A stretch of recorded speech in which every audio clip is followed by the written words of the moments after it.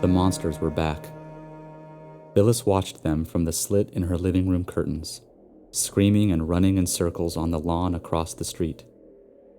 She narrowed her eyes as the little animal's mother unloaded the groceries from her car, absent-mindedly telling the little hooligans off while she traipsed through the maze of toys littered about the yard.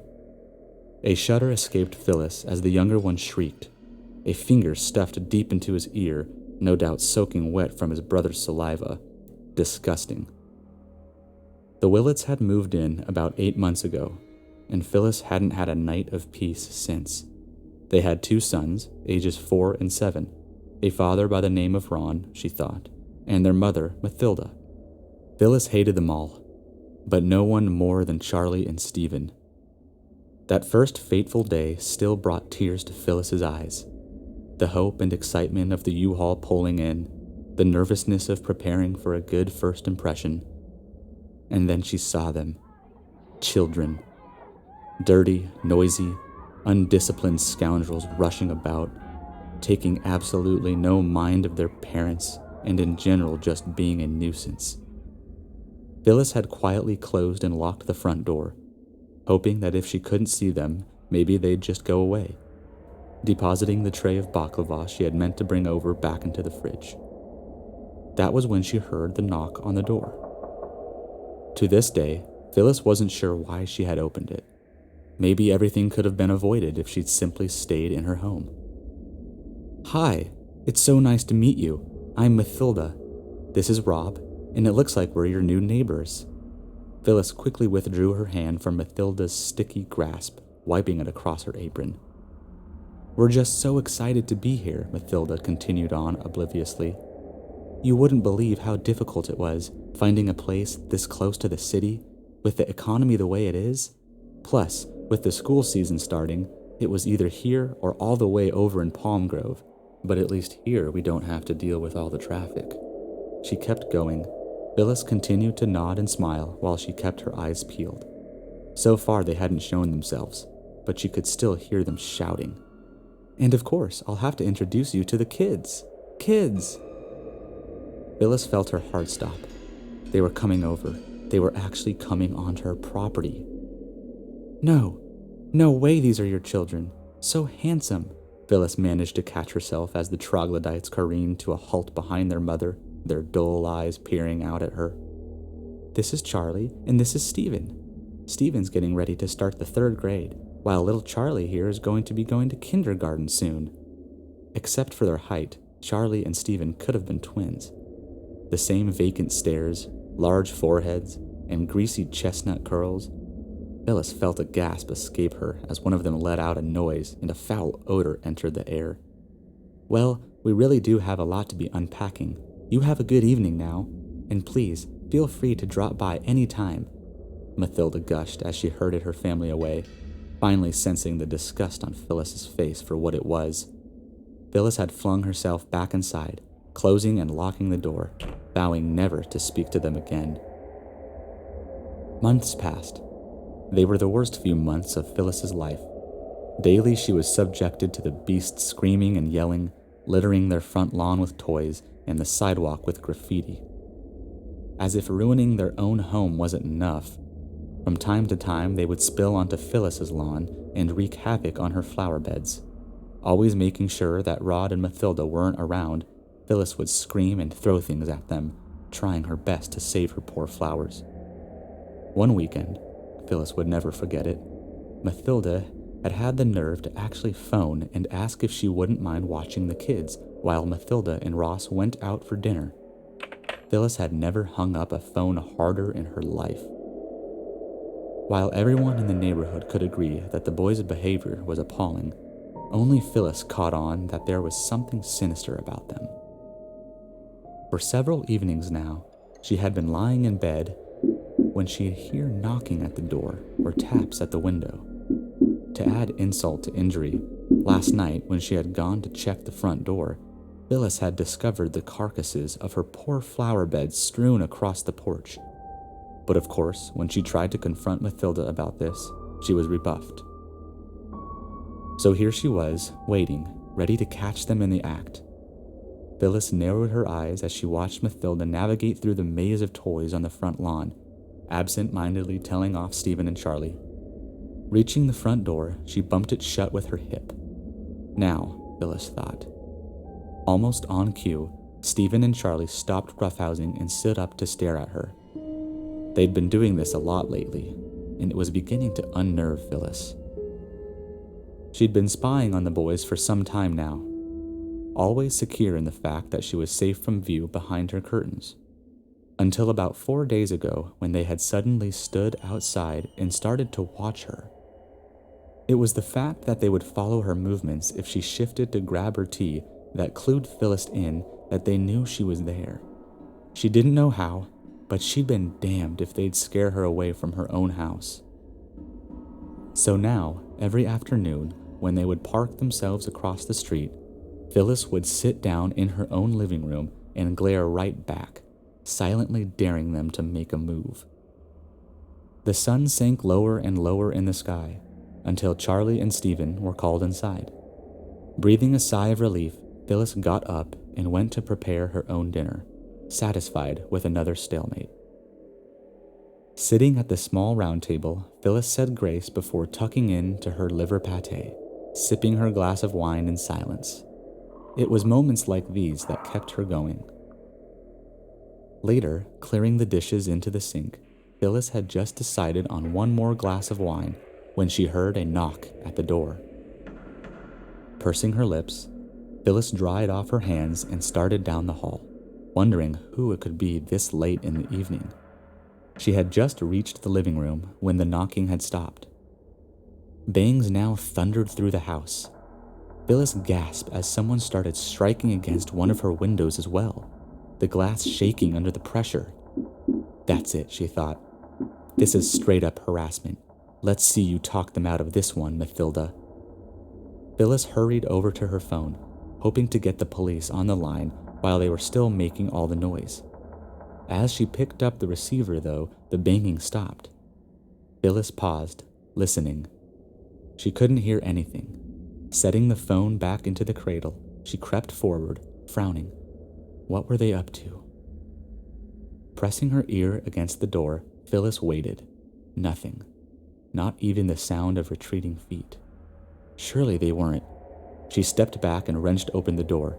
They were there, still as statues, staring at her from the front porch. What? What do you want? Phyllis yelled. Go home and stop banging on my door before you knock it out of the frame. Nothing. They just stood there, silent. I'm going to tell your mother, and this time you'll be in trouble.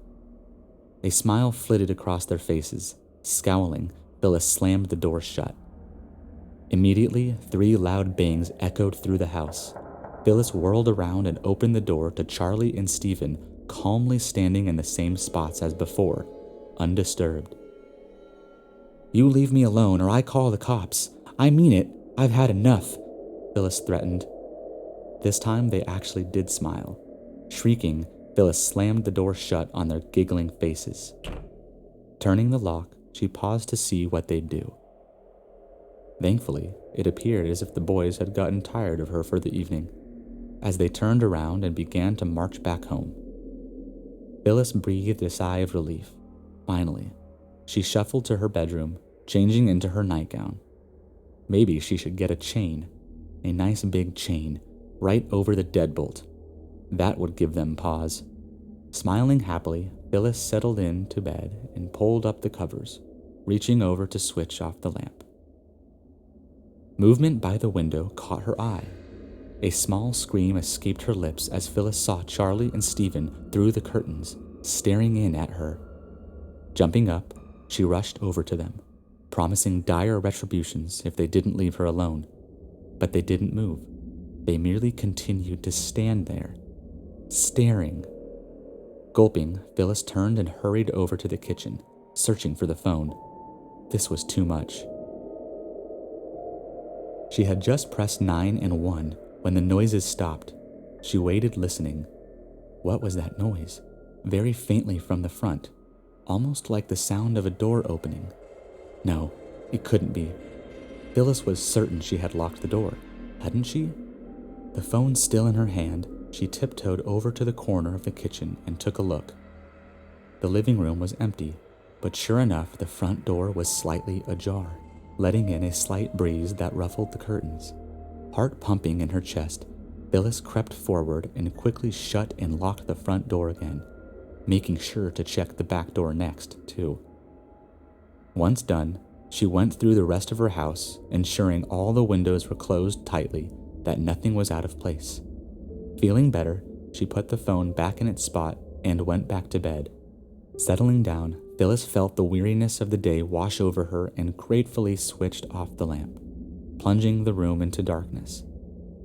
The covers nestled snug about her. She shut her eyes and allowed herself to drift off to sleep. The last thoughts were still leaving her mind when she heard a small giggle pierce the silence. Phyllis's eyes snapping open, she held her breath. The noise had seemed to come from this room. Still debating what to do, a second giggle sounded out into the night air. There was no mistaking it. The noise was definitely coming from this room. In fact, it had almost sounded like. Sweat started to bead her brow as Phyllis pulled herself over to the edge of the bed. There was no way they would go this far. Reaching the corner, she began to slowly lower herself down, telling herself that no matter what, she wouldn't scream. 2 pairs of eyes stared out from underneath the bed. Phyllis screamed. They were in her house. They were in her house.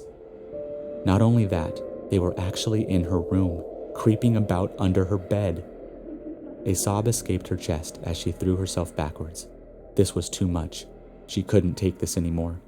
She was going to call the police and make sure those little bastards spent the rest of their lives in jail. Backing away to the door, she sobbed again as the giggling increased, and their grubby little fingers started to reach for her legs, swiping at her feet.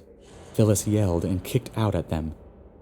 Finally managing to get into the hall, Phyllis half-dragged, half-crawled her way over to the kitchen. Just a few feet more, and then she'd be free. Phyllis shrieked as she felt teeth sink into her calf. Looking back, she could see Stephen grinning, blood dripping down his shirt, as Charlie sauntered past her and snatched the phone out of the nook. Laughing gleefully, Charlie dropped the phone down the sink and turned on the garbage disposal. Phyllis moaned, first in dismay and then pain, as Stephen reinforced his grip and dug his teeth down harder. Tears streaming down her face, Phyllis mustered up her strength and kicked out, connecting with Stephen's face. Ripping free, he got up and went to stand next to his brother while Phyllis continued to move further into the kitchen. She was no longer concerned about calling the police. All she could think about now was getting out alive. If she could reach the cutting board, she could at least grab something to defend herself. Hands reached over and tossed her violently across the room. Phyllis let out a strangled yell as she hit the wall, her head smacking painfully into the tile. Dazed, she looked over to see Charlie and Stephen advancing slowly towards her. Please, please don't. She tried to raise her hand in front of her face, but Stephen slapped it away. Why? Why can't you just leave me alone? Beady little eyes stared into her face. Stephen and Charlie grinned, their smiles growing larger and sharper. Hissing, they leapt forward. Phyllis closed her eyes until she felt them being ripped from the sockets, warm blood spurting everywhere. Shafts and intestines flew all over as Phyllis writhed in agony, feeling the life rushing out of her veins. Using the last of her breath, she cursed at Charlie and Stephen before her heart finally gave out, mercifully ending her suffering. Just can't believe it happened. I mean, out of the blue, like that and all. Poor woman. Just goes to show you, though, doesn't it? The dangers of living alone? Mathilda gossiped mindlessly as the paramedics wheeled Phyllis over to the threshold, the gurney jostling noisily. Still, I hope the boys will be all right. I mean, finding her like that, the poor dears. I hope now she'll be at peace. I just hope the boys won't be too upset. They always were awfully fond of her.